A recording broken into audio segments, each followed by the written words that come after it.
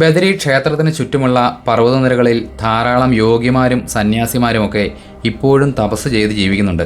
ധ്യാനരൂപത്തിലുള്ള ഭഗവാന്റെ സാമീപ്യമാവാം അവരുടെ പ്രചോദനം. ക്ഷേത്രം തുറക്കുന്ന സമയത്ത് ഈ മഹായോഗികളിൽ പലരും ക്ഷേത്രത്തിലേക്ക് എത്തിച്ചേരുകയും ചെയ്യും. നീലകണ്ഠപർവ്വതത്തിലേക്കുള്ള യാത്രക്കിടയിലാണ് വലതുവശത്തായി ചെറിയൊരു ആശ്രമം കണ്ടത്. സാധാരണഗതിയിൽ ആരും അത് ശ്രദ്ധിക്കുകയുമില്ല. ഗുപ്തഗംഗ എന്ന് എഴുതി വച്ചിരിക്കുന്നതും കാണാം.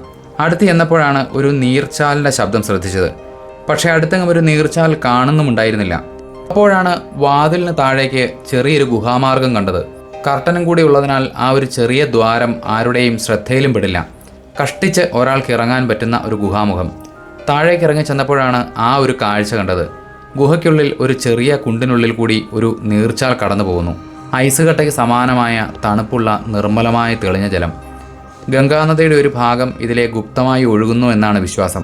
ഇവിടെ സന്യാസിമാരും മറ്റും വന്നിരുന്ന് ധ്യാനിക്കുന്ന ഇടവുമാണ്. ഒരു ശിവലിംഗവും കാണാം.